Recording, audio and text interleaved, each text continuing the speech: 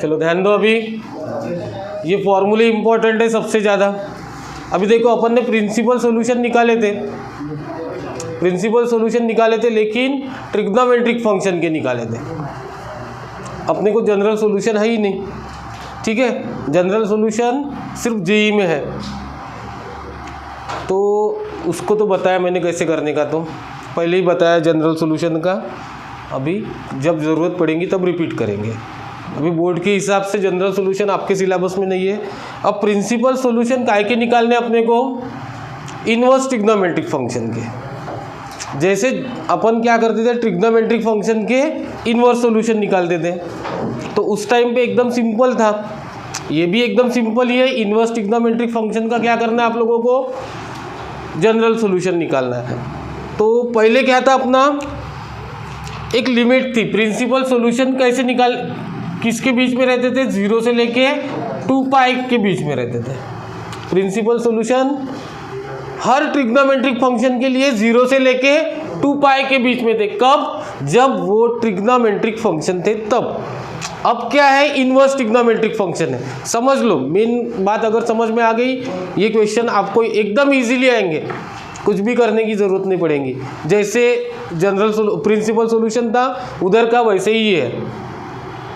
सिर्फ इस कौन से, इसमें ट्रिग्नोमेट्रिक फंक्शन और इन्वर्स ट्रिग्नोमेट्रिक फंक्शन में क्या फ़र्क है, वहाँ पे हर ट्रिग्नोमेट्रिक फंक्शन का प्रिंसिपल सॉल्यूशन ये 0 से लेके 2 पाई के बीच में है वहाँ पे। लेकिन इन्वर्स ट्रिग्नोमेट्रिक फंक्शन में क्या है, हर ट्रिग्नोमेट्रिक फंक्शन की रेंज अलग है। ट्रिग्नोमेट्रिक फंक्शन में ये रेंज थी पूरे इसकी, बराबर है ना।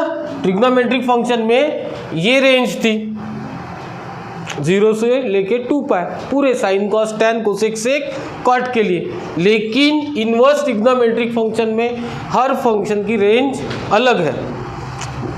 जो सॉल्यूशन आएगा हर इसको चेक करना पड़ेगा अपने को। सबसे पहले समझ लो इन्वर्स ट्रिग्नोमेट्रिक फंक्शन क्या होता है। ये होता है inverse trigonometric function, sign inverse x equals sign inverse x, यानी ये क्या हो गया, इन्वर्स ट्रिग्नोमेट्रिक फंक्शन। अब देखो दोनों इक्वल नहीं है, ये होल इन्वर्स देना, और नहीं तो अपन ने सीखा है ना साइन स्क्वायर x और साइन x स्क्वायर, ये दोनों सेम रहते ना, ऐसे अपन ने सीखा है। लेकिन इसमें नहीं है वैसा। अब इन्वर्स ट्रिग्नोमेट्रिक फंक्शन में इसका मीनिंग क्या होता, साइन इन्वर्स x, यानी देखो साइन इन्वर्स अपने को साइन π/4 अपने को पता है 1/√2। जब हम लोग साइन को उस साइड भेजते हैं तो क्या हो जाएगा, वो साइन इन्वर्स 1/√2। यहाँ पे अगर मल्टीप्लिकेशन में उधर भेजते डिवीजन में जाता, तो इधर क्या होता, साइन को उधर के साइड भेजा तो वो बन जाता इन्वर्स। ये रहता अपना इन्वर्स ट्रिग्नोमेट्रिक फंक्शन। ये पावर -1 है, पावर -1 यानी इसका मीनिंग क्या होता, 1/sin x, होल पावर है ना ये, तो ये 1/sin x होता। तो ये दोनों इसलिए इक्वल नहीं, इसका मीनिंग ये होता, मतलब x उधर के साइड भेज दे, साइन को उधर के साइड भेजा तो ठीक है। ये समझा कि इन्वर्स ट्रिग्नोमेट्रिक फंक्शन यानी क्या होता, तो ये दोनों पहले तो इक्वल नहीं रहेंगे, ये ध्यान में रखने का। इसका मीनिंग क्या होता, ये होता 1/sin x, इसका मीनिंग ये नहीं होता साइन इन्वर्स x का। साइन इन्वर्स x यानी साइन π/4 इक्वल्स टू 1/√2, मतलब साइन इन्वर्स यानी इसको इधर भेजना, यानी क्या हो गया, वो इन्वर्स। सब के लिए मैंने जस्ट एक एग्जांपल बताया, इन्वर्स ट्रिग्नोमेट्रिक फंक्शन यानी क्या होता है इसके लिए, ठीक है।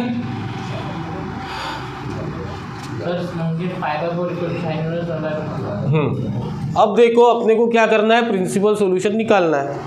तो मैंने क्या बोला, हर फंक्शन के लिए अलग लिमिट है, उसकी रेंज क्या है, हर फंक्शन के लिए अलग है। जैसे अगर अपने पास साइन इन्वर्स है, साइन इन्वर्स x है, तो उसकी लिमिट क्या रहेंगी, -π/2 से लेके π/2। इसके ही बीच में उसके सॉल्यूशन निकलेंगे। क्यों, जब उसका ग्राफ बनाते ना अपन, जब साइन इनवर्स एक्स का ट्रिग्नोमेट्रिक फंक्शन का ग्राफ बनाया है इसके पहले अपन ने 11th क्लास में, लेकिन इन्वर्स फंक्शन का नहीं बनाया।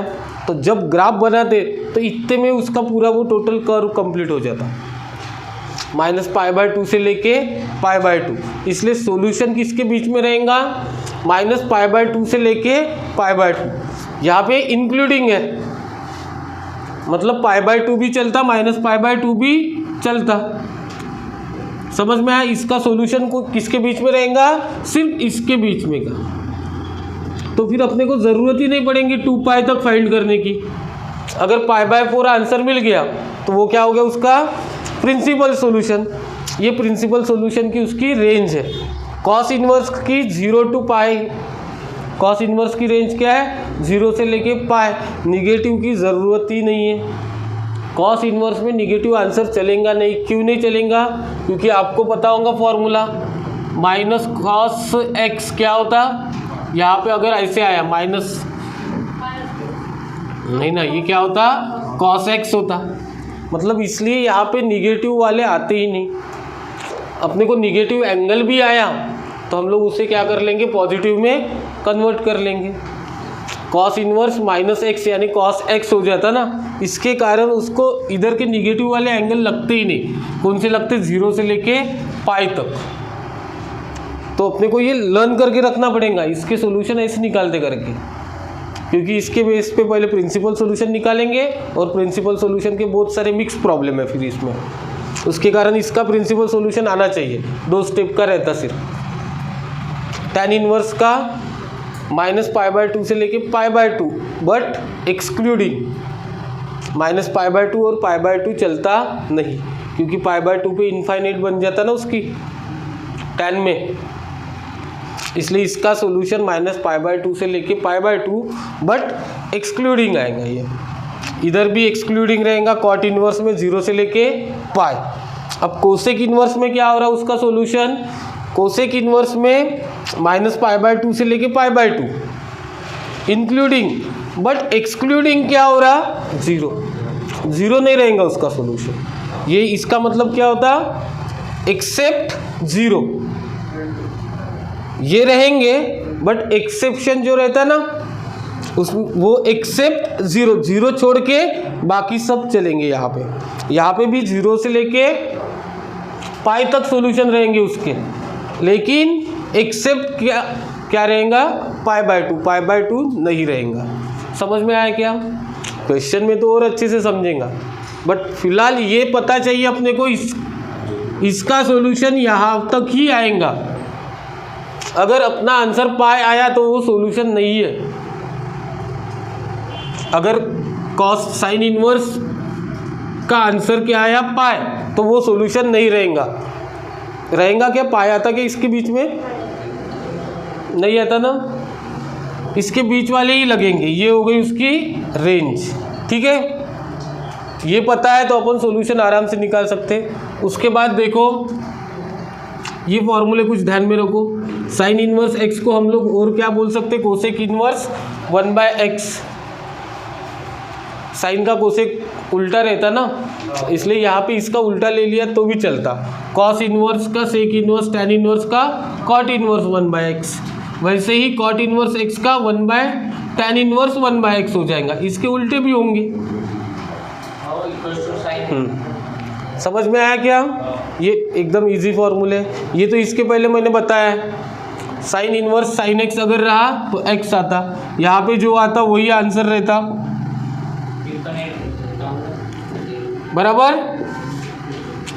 वैसे ही ये साइन इनवर्स पहले आने दो कि साइन आने दो। अगर साइन पहले आया साइन इनवर्स बाद में आया तो भी आंसर क्या आता, x ही आता। समझ में आया? ये अपन ने फॉर्मूले ऑलरेडी लिए। उसके बाद sine inverse plus cos inverse,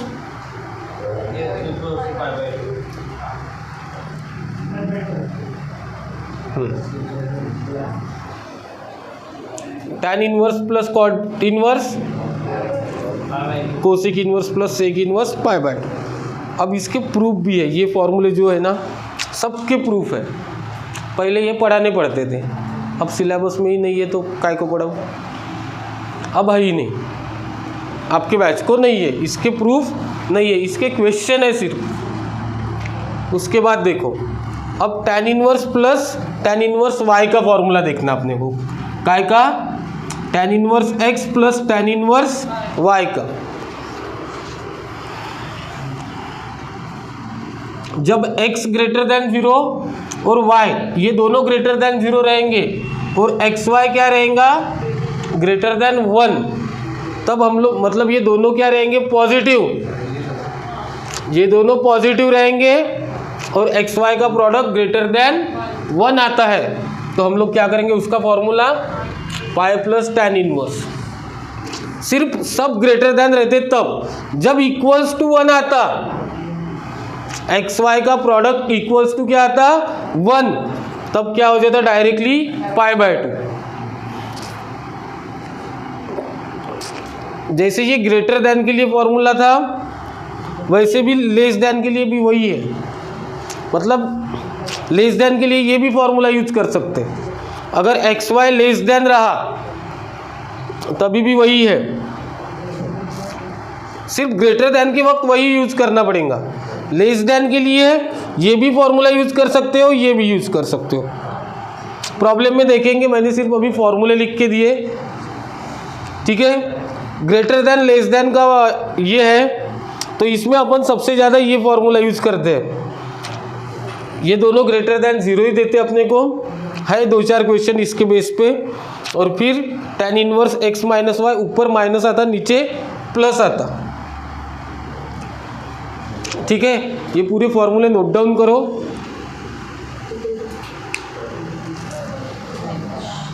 ये रेंज ध्यान में रहनी चाहिए, ये रेंज ध्यान में है तो आराम से क्वेश्चन सॉल्व कर सकते हैं। हाँ।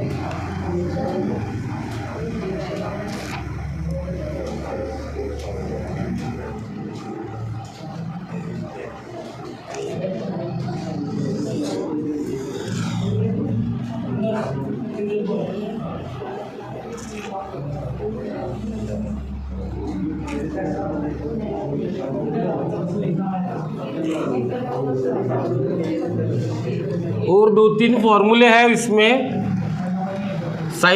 tan इनवर्स को साइन इनवर्स के भी फॉर्म में लिख सकते हैं और cos इनवर्स के भी फॉर्म में लिख सकते हैं।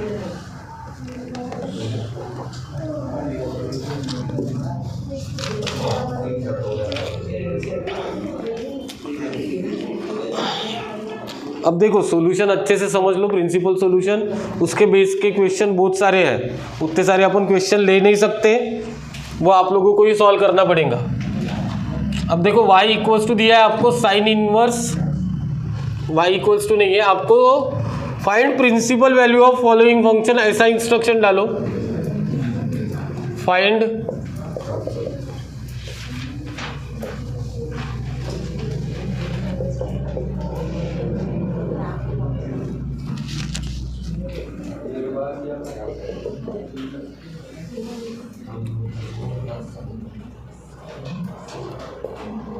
Find principal value of following function. अब देखो अपने को प्रिंसिपल वैल्यू निकालनी है। सबसे पहले साइन इनवर्स 1/2 की, किसकी?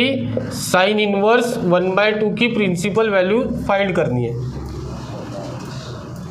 देखो क्या करेंगे, इसमें कुछ एक्स्ट्रा नहीं करने का है। क्या कर देने का? इस साइन इनवर्स x को, साइन इनवर्स 1/2 को सपोज कर लो ये x के इक्वल है।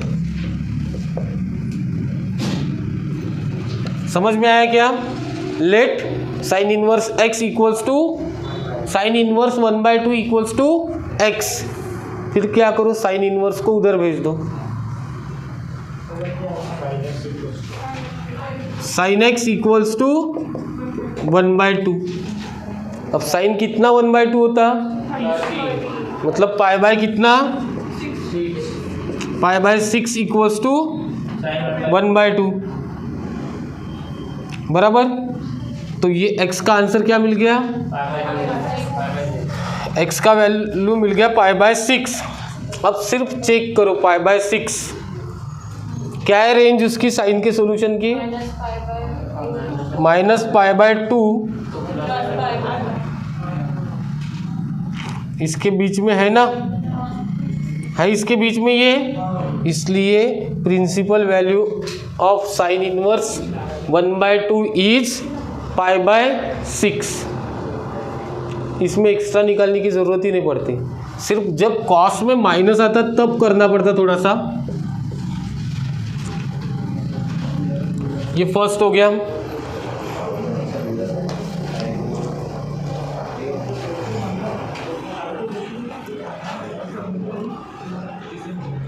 अब देखो नेक्स्ट है tan इनवर्स -1।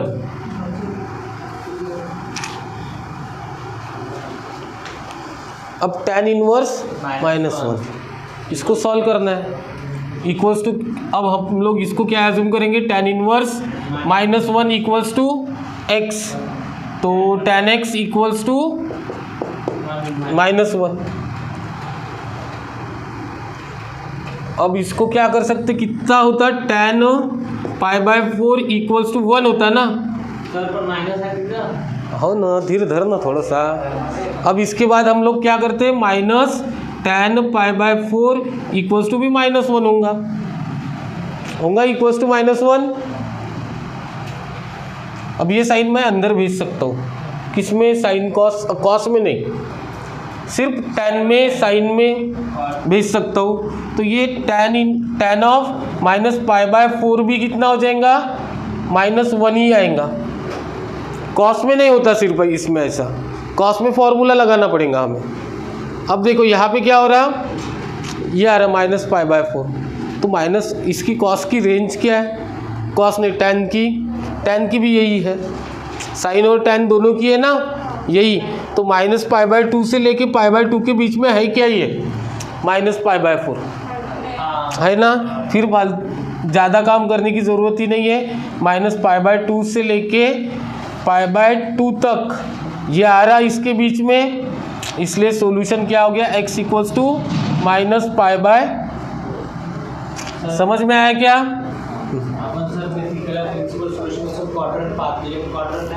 नहीं ज़रूरत, इसमें ज़रूरत नहीं है, क्यों,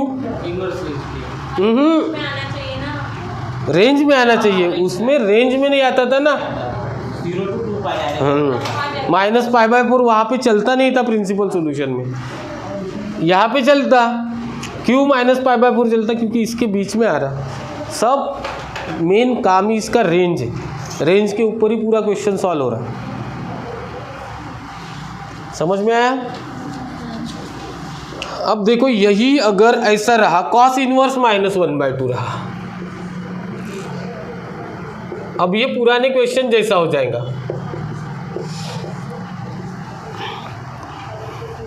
क्योंकि cos इनवर्स की रेंज क्या है, 0 से लेके पाई, cos इनवर्स की रेंज कितनी है, 0 से लेके पाई। अब जब सॉल्व करोगे तो क्या करोगे, cos inverse -1/2 equals to x, फिर cos x इक्वल्स टू -1/, बराबर। अब cos कितने की वैल्यू 1/2 आती, cos कितने की वैल्यू आती,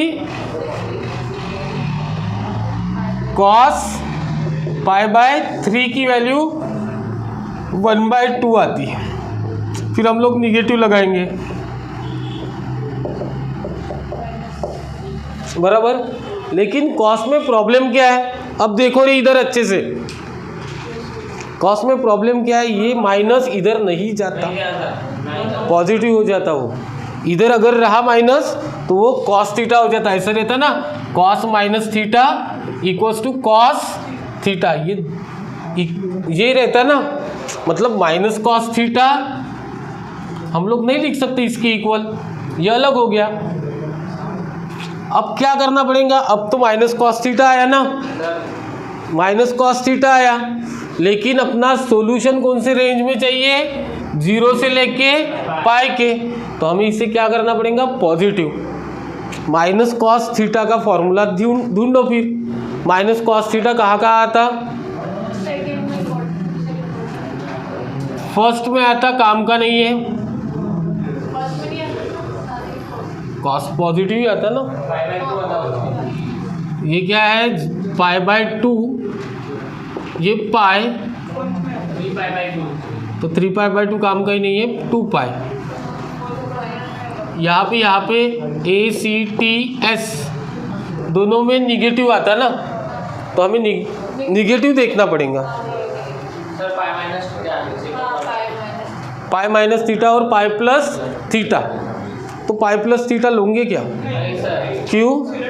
0 to पाई है, तो मतलब pi minus theta minus cos theta equals to cos pi minus theta का फॉर्मूला यूज करना पड़ेगा। ये समझ में आना चाहिए। यही क्यों यूज किया पाई माइनस थीटा और पाई प्लस थीटा दोनों भी चलते थे, लेकिन पाई प्लस थीटा क्या हो जाएगा? 0 से लेके पाई के बीच में नहीं रहेगा उसका सॉल्यूशन, इसलिए ये करेंगे। तो इसका क्या हो गया? Minus cos π/3 equals to cos pi minus π/3, मतलब 3π माइनस पाई 2π, कॉस 2π/3। अब 2π/3 आने वाला है 0 से 2 पाई के बीच में।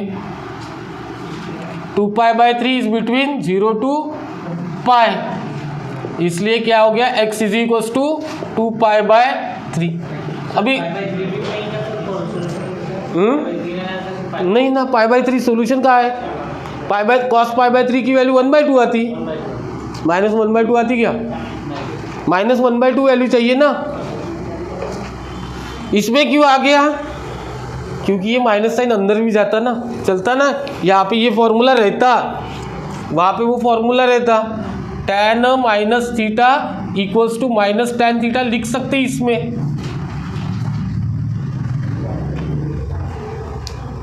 इसमें, लेकिन उसमें नहीं कर सकते ना अपन, तो इसलिए वहाँ पे फॉर्मूला लगता, मतलब सिर्फ कॉस में फॉर्मूला लगता, और फिक्स फॉर्मूला एक ही पाई माइनस थीटा वाला, बाकी कोई लग ही नहीं सकते। पाई प्लस थीटा वाला लगता नहीं। और कोसेक वाले वगैरह आए तो प्रॉब्लम उसका 1/x कर लेना। कोसेक वाले प्रॉब्लम आए तो 1/x, और तीनों की ही रेंज ध्यान में रखने की, आगे की रखने की ज़रूरत नहीं है। दोनों की तो सेम है, माइनस π/2 से लेके π/2, और कॉस की क्या है? 0 से पाई। बाकी ध्यान में भी नहीं रखी तो चलता, प्रॉब्लम को कन्वर्ट कर लेना tan और कॉट के फॉर्म में, साइन कॉस के फॉर्म में, ठीक है।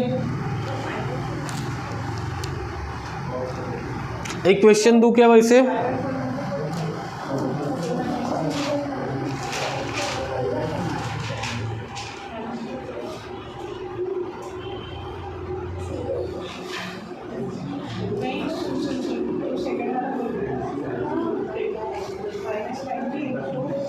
कोसेक इनवर्स 2, एक फोर्थ क्वेश्चन करना है, कोसेक इनवर्स 2। यहाँ पे भी कंफ्यूजन हो सकता किसी लोगों को। कोसेक इनवर्स 2 को सॉल्व करना है।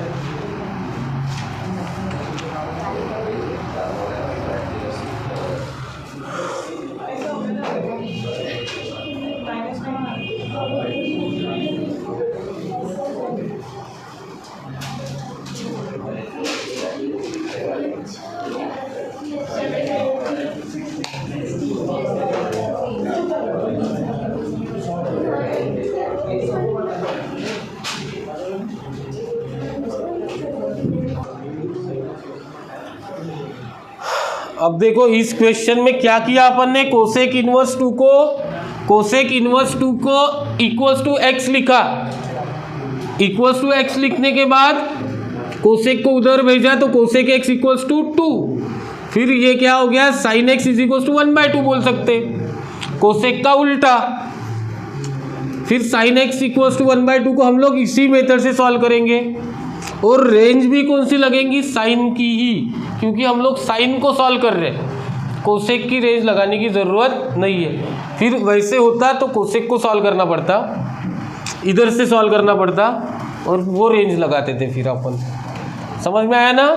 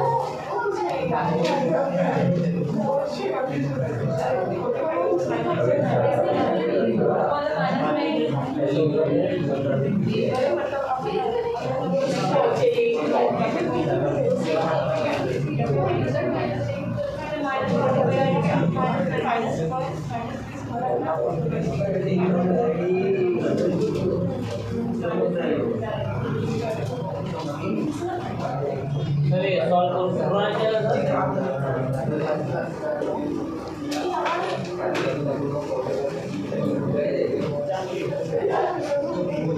रिकॉर्ड करना चालू है ना रिकॉर्ड। अब देखो नेक्स्ट क्वेश्चन, ये क्वेश्चन है, इस टाइप के क्वेश्चन आते पेपर में। क्या है इसमें बोला, tan इनवर्स, जो अपन ने प्रिंसिपल सॉल्यूशन फाइंड किए थे, एक ही इसमें तीन तीन दे दिए उन्होंने, एक ही इसमें तीन तीन है, यहाँ पे दो है, दो को सॉल्व करना पड़ेगा। ऐड है तो ऐड करो, सब्ट्रैक्ट है तो सब्ट्रैक्ट करो। बताओ कौन सा सॉल्व करके बताऊँ? सर तीसरा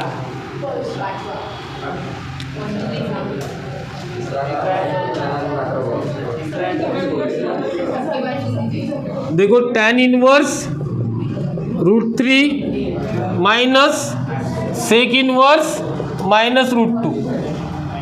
ठीक है, इसको सॉल्व करके बताता मैं। पहले इसको सॉल्व करते, फिर इसको सॉल्व करते, दोनों को सब्ट्रैक्ट करते। सब्ट्रैक्ट है तो सब्ट्रैक्ट करने का, ऐड है तो ऐड करने का। फिर क्या करते हम लोग, tan inverse √3 equals to x पकड़ लेते, तो tan x इक्वल्स टू क्या हो गया, √3। बताओ tan कितने की वैल्यू √3 आती? tan π/3 इज इक्वल्स टू √3, मतलब x इक्वल्स टू क्या आया, π/3। तो x इज इक्वल्स टू π/3 जो है रेंज में है क्या, tan का क्या है, -π/2 से लेके है, तो क्या बोलेंगे हम लोग, x is equals to π/3 is principal value. ये आगे इसकी प्रिंसिपल वैल्यू। फिर दूसरे को सॉल्व करेंगे। दूसरा क्या है, sec inverse minus √2। Sec inverse minus √2 को एज्यूम कर लेते हम लोग y, तीसरा वेरिएबल रहा तो उसके इक्वल्स टू z पकड़ेंगे। एज्यूम कर लिया ना, यहाँ पे हमने, यहाँ पे भी एज्यूम किया। ठीक है, हम तो सा कर तो ना, पहले -√2 is equals to sec y बराबर। अब क्या करना पड़ेगा, कॉस को क्या करेंगे, कॉस y इक्वल्स टू -1/√2 बराबर। जमला था। अब अपने को सॉल्व करना है इसको।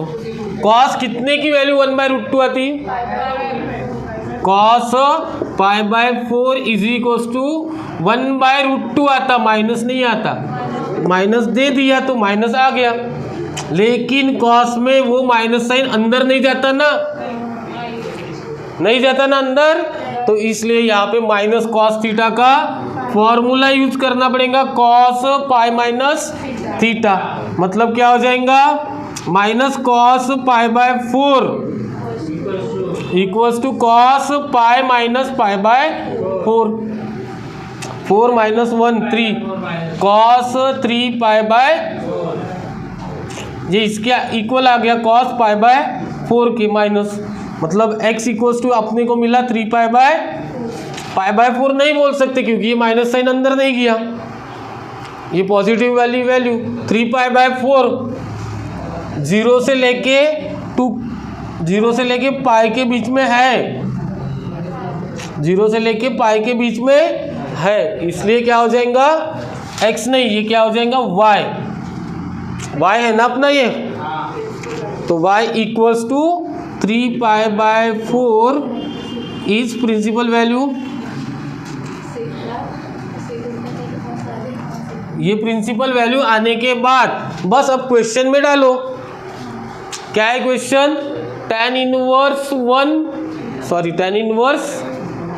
√3 माइनस सेक इनवर्स माइनस √2, इसका आंसर क्या आया?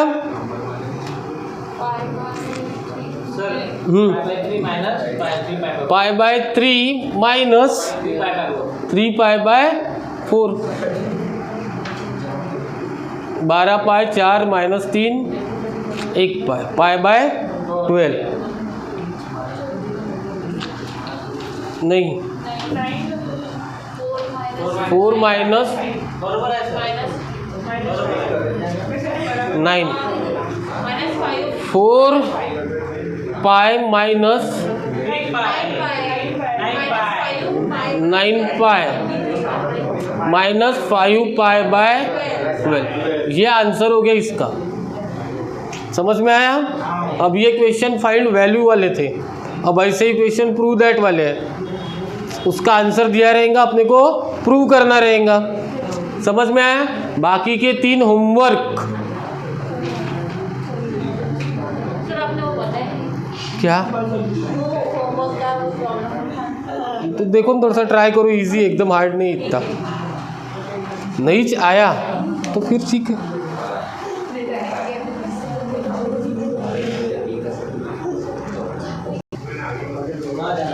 देखो इसके पहले के क्वेश्चन इवैल्यूएट वाले थे, तो अपन उसमें फाइंड करेंगे। इसमें क्या है, जो फाइंड करना है उसका आंसर दिया है, जो फाइंड करना है उसका आंसर दिया है ना। मैं एक भी क्वेश्चन नहीं बताता, सॉल्व आप लोगों को ही करना है। पहले LHS को सॉल्व करो, इधर RHS को सॉल्व करो और प्रूव कर लो, ठीक है? Thank you.